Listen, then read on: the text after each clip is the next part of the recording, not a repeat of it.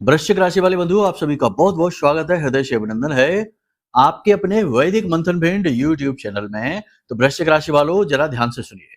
आने वाले 3 से 5 दिनों में आपके जीवन में जो परेशानियां चल रही हैं, उन सब से आपको मुक्ति मिलने वाली है। जी हाँ बंधुओं, आपके जीवन में एक ऐसा व्यक्ति आने वाला है जो व्यक्ति पिछले जन्म से आपके कर्जे को चुकाना चाहता है।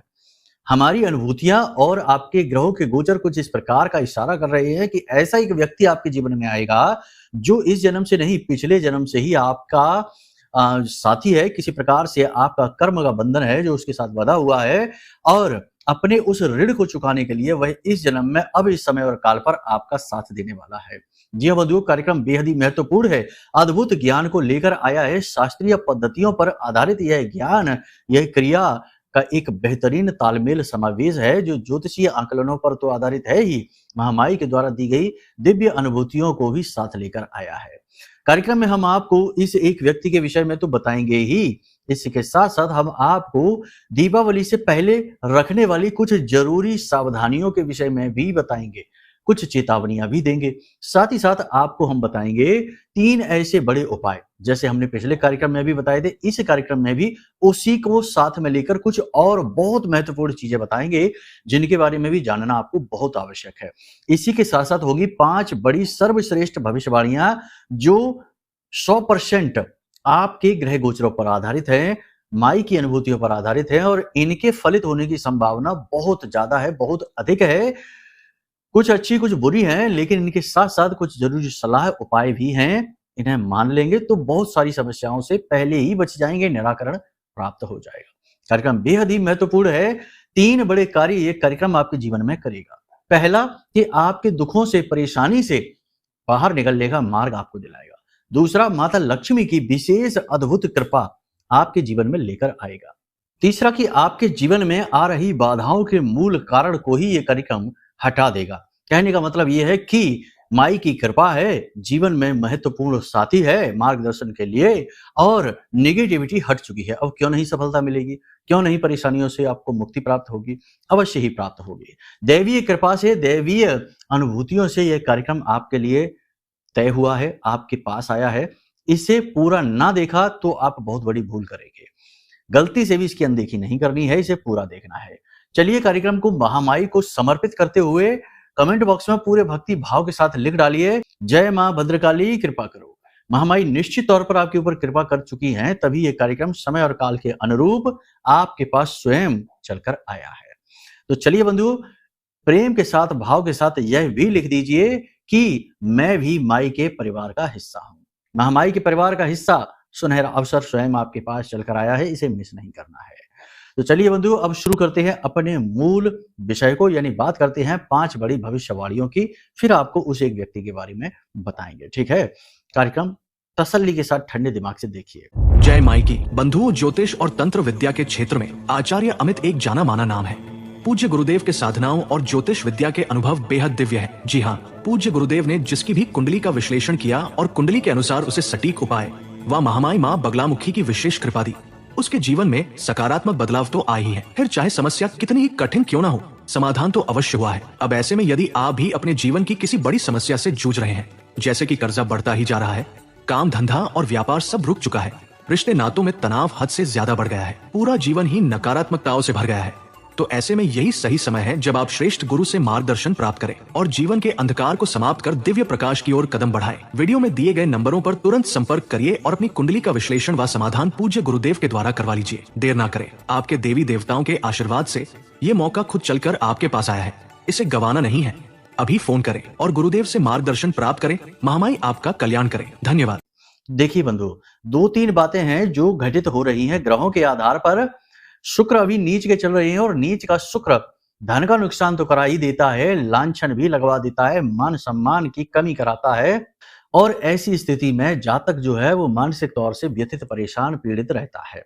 हालांकि चंद्रमा बली है, लेकिन खराब शुक्र की वजह से चंद्रमा के बली होने का फल भी आपको प्राप्त नहीं हो पाएगा। और इधर गुरु के ऊपर राहु की पंचम दृष्टि होने की वजह से गुरु भी खराब हो जाता है, यानी गुरु चांडाल योग का, दृष्टिगत योग का प्रभाव आपके ऊपर रहने वाला है। कहने का मतलब यह है कि इन सब ग्रहों की चालों के आधार पर आपके जीवन में 3-4 बड़ी घटनाएं होंगी। पहली तो ये कि आप दुखी होंगे। किसी न किसी बात को लेकर, अपने जीवन की पुरानी कुछ घटनाओं, कुछ बातों को लेकर आप विचारों में जाएँगे, डूबेंगे और दुखी होंगे। आपके साथ आपके जो अपने ही हैं वो इस प्रकार का व्यवहार करेंगे, इस प्रकार का आचरण और नेगेटिव वातावरण बनाएँगे जिससे कि आप दुखी हो जाएँगे, परेशान हो जाएँगे। और तीसरा ये कि आप स्वयं ही अपने जीवन में चल रही कष्ट, अपने संघर्ष और लगातार एक के बाद एक आने वाली परेशानियों से जूझते-जूझते थक चुके हैं। हताशा और निराशा की वजह से आप परेशान होंगे, मतलब कि आप दुखी होंगे। तो कहने का मतलब यहाँ पर ये है कि आपको अपने इष्ट में पूरा विश्वास रखना है, पूजा-पाठ, अनुष्ठान सच्चे मन से करना है, योग प्राणायाम पर विशेष ध्यान देना है। ये सब आपको इसलिए करना है ताकि आपका जो सकारात्मक ऊर्जा का बल है, वह इतना अधिक बढ़ जाए कि कोई नेगेटिव एनर्जी आपको प्रभावित ना कर पाए। आप इस समय, आज के समय और काल में कुछ इस प्रकार का भी अनुभव कर रहे हैं जैसे आपके ऊपर किसी ने कुछ किया कराया कर दिया है। लंबे समय से आप परेशानियों से जूझ रहे हैं और आप उनसे बाहर नहीं निकल पा रहे। आपका हर प्रयास असफल हो जाता है, हर प्रकार की मेहनत आपकी निष्फल हो जाती है और ना जाने क्यों कोई एक ऐसी शक्ति, एक ऐसी ऊर्जा है जो आपको फिर से वापस खींच लेती है परेशानी के दलदल में। आप इससे बाहर नहीं निकल पा रहे। कभी-कभी आपके मान-सम्मान, आपकी छवि पर भी बन आती है, इसकी भी खराब होने की स्थिति बनती है। कहने का मतलब ये है कि ये जो नेगेटिव एनर्जी का प्रभाव है, ये आपको हर तरफ से घेरे हुए है, इस समय पर परेशान कर रहा है। थोड़ा संभल कर चलने की आवश्यकता है। यात्रा पर अचानक जाने का योग है, लेकिन यात्रा फलित होगी, टेंशन की बात नहीं है। किसी प्रकार के धार्मिक स्थल की भी यात्रा आप कर सकते हैं। लोग आपसे अनाप-शनाप बात बोल सकते हैं, कुछ ऐसी बात बोलेंगे जो आपको दुखी कर सकती है, तो थोड़ा-सा अपने मन को भटकाने की आवश्यकता नहीं है। याद रखना कि सबसे महत्वपूर्ण ये है कि आप अपने बारे में क्या सोचते हैं। लोग आपके बारे में क्या सोच रहे हैं, ये उनका अपना नज़रिया है, उन्हें सोचने दो, कोई फ़र्क नहीं पड़ जाता है। आप अपने बारे में क्या सोचते हैं, यदि आप ही अपने आप को कमज़ोर समझेंगे, आप ही ये सोचेंगे कि आपके जीवन में जो परेशानियाँ हैं, उनका कारण आप ही हैं, यानी खुद के ऊपर ही लांछन लगाएँगे, खुद को ही दोषी मानकर बैठ जाएँगे, तो समझो कि आप अपने साथ बड़ी नाइंसाफ़ी कर रहे हैं। दुनिया का तो ये काम ही है कि भ्रमित करना, परेशान करना, जो ऊँचाई पर जा रहा है उसे नीचे लाने की कोशिश करना और जो नीचे घूम रहा है उसे कुचल डालना। उसको इस तरीके से महसूस कराना कि वह कोई कीड़ा-मकोड़ा है। तो ऐसी स्थिति में आपका अपना आत्मबल ही काम आएगा। हालाँकि आप खुद समझदार हैं, आपने दुनिया देखी है, आपने बहुत कुछ अपने जीवन में हासिल भी किया है, बहुत खोया पाया है। कहने का मतलब ये है कि अंततो गत्वा आप बुद्धिमान इंसान हैं, ज्ञान है आपके पास, अनुभव है, आप इसका प्रयोग करेंगे और आप इन सब चीज़ों से, नेगेटिव वातावरण से बाहर अवश्य निकलेंगे। लेकिन कार्यों में लगातार असफलता का कारण आपको समझ में नहीं आएगा और आप इससे बाहर भी नहीं निकल पाएँगे, जब तक कि आप ज़रूरी उपाय और क्रियाएँ नहीं करेंगे। विशेष पूजा-पाठ अनुष्ठान की आपकी रुचि बढ़ेगी, किसी प्रकार का धार्मिक अनुष्ठान भी आप कर सकते हैं। अब आपका मन करेगा कि आप किसी प्रकार की कोई विशेष साधना कर लें, किसी विशेष पद्धति को अपना लें, जिससे कि देवता की विशेष कृपा आपको प्राप्त हो। सबसे अच्छा हम आपको बता रहे हैं, हमने पिछले भी कार्यक्रमों में आपको बताया है कि यदि आप करना चाहते हैं, तो ये जो दीपावली से पहले का जो समय होता है और दीपावली का जो समय होता है, यह बड़ा ही पवित्र समय है माता लक्ष्मी की ऊर्जा को जागृत करने का और अपने जीवन में माई का स्वागत करने का, उन्हें लेकर आने का। देखो, सीधी-सी बात है कि जब हमें चीज़ें मिलती नहीं हैं, स्वतः हमारे जीवन में चीज़ें नहीं आती हैं, तो हमारा धर्म है, हमारा ये उद्देश्य है कि हम उन चीज़ों को अपने जीवन में लेकर आएँ। समझ में आ रही है आपको बात? जैसे कि सीधी-सी बात है कि आपने कोई मेहनत की है, उसका प्रतिफल आपको नहीं मिल रहा है, इसका मतलब कहीं कोई खामी है, कोई कमी है, कोई नेगेटिविटी है। तो अब आपका यहाँ पर धर्म ये है कि आप उस कारण को ज़रूर ढूँढें, अवश्य ढूँढें। यदि वह कारण कोई इंसान है, तो उस इंसान से दूरी बना लीजिए, लड़िए-झगड़िए नहीं, बस हाथ जोड़ के उससे दूरी बना लीजिए। क्योंकि कुछ लोग भी ऐसे होते हैं हमारे आस-पास के, जो हमें जानबूझकर प्रताड़ित करते हैं, नीचा दिखाते रहते हैं और हमें ऊपर उठने देते ही नहीं हैं, मन खराब करके रखते हैं, मनोबल तोड़ देते हैं। ऐसे लोगों से पीछा छुड़ा लीजिए। या फिर ऐसी कोई स्थिति परिस्थिति है, आपका आलस है, आपकी निर्णय लेने की क्षमता कमज़ोर है, प्रभावित है, क्योंकि कभी-कभी कुंडली में ऐसे ग्रह योग भी होते हैं, जो जातक को ज़रूरत से ज़्यादा आलसी बना देते हैं, काम को टालने वाला बना देते हैं, या जातक दूसरों को सलाह देता है तो बहुत अच्छी होती है वो सलाह। उन पर काम करके दूसरे खूब उन्नति कर लेते हैं, लेकिन जब आप अपने ऊपर बात आती है, तो जातक हर निर्णय गलत ही लेता है। ये कुंडली के दोष हैं। तो अगर ऐसा कोई दोष आपकी कुंडली में बना है, और फिर कुंडली के दोषों की बात क्या करें, कुंडली के दोष तो ऐसे-ऐसे हैं कि आजीवन नरकीय यातना देता है। मतलब कि देखो, यातना का मतलब ये नहीं, ये है कि मानसिक तौर पर आप दुखी हैं, पैसे से दुखी हैं, रिश्तों से दुखी हैं, स्वास्थ्य भी खराब रहता है। अब जैसे कि शनि और चंद्रमा है, विष दोष बन गया, आजीवन साढ़े साथी रहेगी, हर काम में रुकावट रहेगी। बुध आपका बैठा है अगर 3, 9 और 12 के भाव में बैठा है तो जिंदगी भर रुकावटें देगा। हमेशा चाहे कुंडली में राजयोगी क्यों ना बना हो, आप राजा के घर ही क्यों ना पैदा हो गए हो, तब भी आपको जगह-जगह भीख मांगनी पड़ेगी, घूमना पड़ेगा, क्योंकि ये कुंडली का योग है। तो अब कुंडली में अगर कोई भयानक पाप ग्रह योग बना है तो उससे आप बच ही नहीं सकते हैं, जब तक कि आप कुंडली का आकलन ना करा लें। कुंडली का आकलन करा लें और उस योग का उपाय कर लें। अब कोई कहेगा उपाय करने से कैसे होगा, भाग्य तो लिखा है वो तो बदल नहीं जाएगा। नहीं, ये भी होता है। उपाय का मतलब होता है प्रायश्चित कर्म। अब कुंडली में कोई ऐसा पाप ग्रह योग बना है, वो क्यों बना है? क्योंकि आपके पिछले जन्म का कोई कर्म है जो आपको इस जन्म में चुकाना है, उसका हिसाब किताब। तो अब आप उसे चुकाइए कष्ट भोग भोग के जीवन भर, वर्षों वर्ष, या फिर आप उसका प्रायश्चित कर लीजिए, प्रायश्चित कर्म। तो जो उपाय और क्रियाएं बताई जाती हैं ग्रहों से जुड़ी हुई, वे असल में पूजा पाठ क्रियाएं ही हैं, दान कर्म है, अनुष्ठान है। तो ये क्या है? ये प्रायश्चित कर्म है। प्रायश्चित करने से पाप जो है वो कमजोर पड़ जाता है, दुर्भाग्य सौभाग्य में बदल जाता है। तो इसलिए कुंडली आकलन कराने वालों को कभी दुखी नहीं देखा गया। कुंडली आकलन कराने से दोष पता लगते हैं, उनके प्रायश्चित कर्म यानी उपाय हो जाते हैं और तुरंत जीवन में परिवर्तन होता है। ऐसे-ऐसे लोग हैं जिनकी उम्र 35-35, 36-36 वर्ष हो गई और विवाह ही नहीं हो रहा। हर बार बात चलती है लेकिन विवाह टूट जाता, होता ही नहीं है। उनको हमने कुछ ऐसे सटीक उपाय बताए कुंडली का आकलन करने के बाद कि उपाय करते ही 2 महीने के अंदर-अंदर शादी तय हो गई। उसकी माँ का फ़ोन आया कि गुरुजी धन्यवाद, हमारे बेटे की शादी तय हो गई, हमें भी बहुत अच्छा लगा। तो बहुत सारे ऐसे हैं जिनका कि उद्धार हुआ है उपायों से। तो सबसे बड़ी बात है कि अपनी कुंडली का आकलन करा लो, ठीक है ना? ये एक सलाह है। हम नहीं कहते कि हमसे ही कराओ भाई, हमसे ना कराओ, जिससे कराना है उससे करा लो, लेकिन करा लो, ठीक है ना? हम अपना प्रचार नहीं कर रहे हैं, आपको एक सलाह दे रहे हैं, ज़रूरी सलाह, अनिवार्य सलाह। प्राचीन काल में तो बच्चा पैदा होता था, उसी वक़्त उसकी पत्रा उसकी बन जाती थी, कुंडली बन जाती थी और सब पता लग जाता था कि कैसा चलेगा जीवन इसका। अब नहीं कराते लोग। चलो ठीक है, खैर कोई बात नहीं है। सीधी सी बात है कि देखो, एक और चीज़ हो रही है यहाँ पर कि आजकल नकली ज्योतिषी आ गए हैं, तो लोग कुंडली तो करा लेते हैं, लेकिन ज्योतिषी जो योग नहीं है, उसको भी बताकर और जातक को डराकर और 25-25, 50-50 हज़ार, 70-70 हज़ार रुपए पूजाओं के नाम पे और रत्नों के नाम पे लूट लेते हैं। ये भी हो रहा है। तो ऐसी स्थिति में हम कहेंगे कि आप हमसे एक बार करा कर देखिए कुंडली विश्लेषण। हमारे यहाँ महामाई की सेवाएँ हैं, माँ बगलामुखी की सेवाएँ हैं। ऐसे गलत कार्य, नीच कृत्य हम नहीं करते, ना ही हम विचार कर सकते हैं। तो यहाँ पर आपको शुद्ध ज्ञान मिलेगा, अच्छी चीज़ें मिलेगी, लेकिन यदि आपके पास कोई अच्छा है तो आप उससे भी करा लें, कोई बात नहीं है। कुंडली विश्लेषण ज़रूर करा लें, ये बहुत आवश्यक है, ठीक है ना? अब कहने का मतलब ये है कि शुक्र नीच का है तो प्रेम संबंध टूटेंगे, खराब होंगे, प्रेमियों के बीच में झगड़ा तनाव होगा, पैसे का लॉस होगा, अचानक से पैसा या तो खर्च होगा या कोई उधार मांग लेगा फिर देगा ही नहीं, या फिर आप खुद ही कहीं ऐसी जगह इन्वेस्ट कर देंगे कि आपका पैसा अटक जाएगा, वापस आएगा नहीं।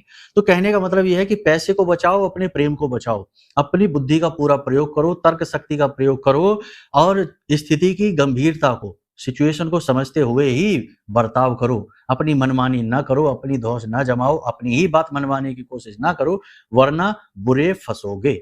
ठीक है?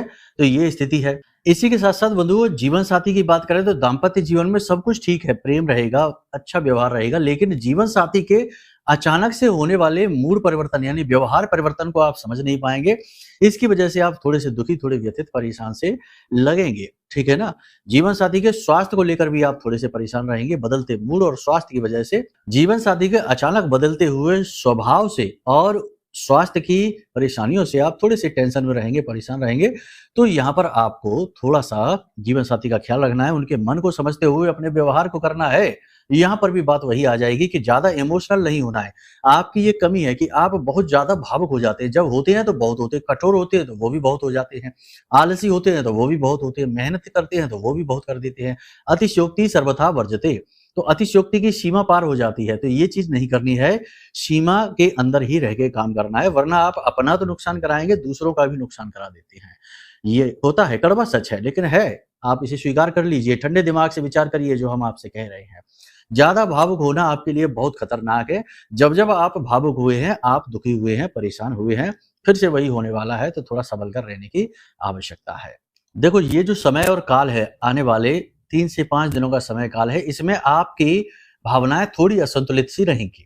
आपकी निर्णय लेने की क्षमता थोड़ी प्रभावित सी रहेगी। यहाँ पर आपको मार्गदर्शन की बहुत अधिक आवश्यकता रहेगी।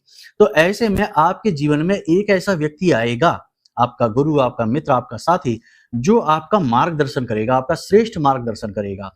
और ये कोई दूर का व्यक्ति नहीं है, आपके अपना ही आपका रिश्तेदार है। देखो, शास्त्रों में ऐसा कहा जाता है कि कोई भी इंसान इस संसार में आता है तो वो अपने परिकर के साथ आता है, यानी कि अपने पिछले जन्मों के रिश्तों को लेकर ही आता है। यानी कि रिश्ते बदल जाते हैं। पिता पुत्र हो सकता है, पुत्र पिता हो सकता है, पत्नी पति बन सकती है, पति पत्नी बन सकता है। ये रिश्ते बदलते रहते हैं जन्मों के आधार पर, परंतु रिश्ते रहते हैं, क्योंकि रिश्तों का ही तो आपस में कर्म का बंधन है। इसीलिए तो जब कोई साधु सन्यासी है जो वैरागी होता है, मुक्त होना चाहता है, वो सबसे पहले परिवार को ही छोड़ता है, ताकि कर्म के जो बंधन है वो तप करके काट लेगा, लेकिन नए कर्म के बंधन नहीं बनेंगे, ताकि उसे अगला जन्म ना लेना पड़े। आप समझ रहे हैं ये बात? तो इसीलिए सभी जो जो जो वैराग्य हासिल करते हैं, जो मुक्त होना चाहते हैं, मुक्त संत हैं, वो सबसे पहले अपने परिवार को छोड़ देते हैं। आप समझ रहे हैं हमारी बात? अनाप शनाप उल्टे सीधे आप मतलब ना निकालना, बात की गहराई को समझना, जो हम कह रहे हैं उस बात को आप समझ लेना। जरूरत से ज्यादा दयालु होना, जरूरत से ज्यादा मददगार होना आपके लिए खतरनाक होगा, ये नहीं करना है। आपके जीवन में कोई एक ऐसा व्यक्ति आएगा जो आपका मार्गदर्शन करेगा, आपके मन को संतोष देगा, समझाने का प्रयास करेगा, आपके मन को ठंडक देगा, कठिन समय, बुरे समय से बाहर निकलने की मदद करेगा आपको। धन की मदद हो सकती है, उच्च अधिकारियों से वार्तालाप कराने में मदद हो सकती है, कोई प्रोजेक्ट, कोई प्रपोजल आपका पास कराने में, कई प्रकार की मदद आपकी यह व्यक्ति कराएगा। आपको इसे पहचानना होगा। जरूरत से ज्यादा भावुक यदि आप रहेंगे तो आप इसे भी पहचान नहीं पाएंगे, गलत आकलन ही आप इसका करेंगे। ठीक है, ये व्यक्ति आपके अपनों में ही है, आपके आसपास ही है, आपके जीवन में आने वाला है। बुद्धि के साथ इसका आकलन करिए। ठीक है, स्वास्थ्य को लेकर आपको थोड़ा सा अलर्ट रहने की जरूरत है। त्वचा से जुड़े रोग, पेट से जुड़े रोग परेशान करेंगे। खाने पीने का यदि आप ध्यान नहीं रखेंगे तो ब्लड प्रेशर और हृदय से जुड़े रोग भी आपको परेशान करेंगे। पेट से जुड़े रोग आपको ज्यादा परेशान करेंगे। स्वास्थ्य को लेकर ज्यादा अलर्ट रहने की आवश्यकता है। योग, प्राणायाम, अध्यात्म जरूर अपने जीवन में शामिल करें। ये आपके जीवन की मूलभूत आवश्यकताएं हैं, इन्हें आप पीछे ना छोड़ें।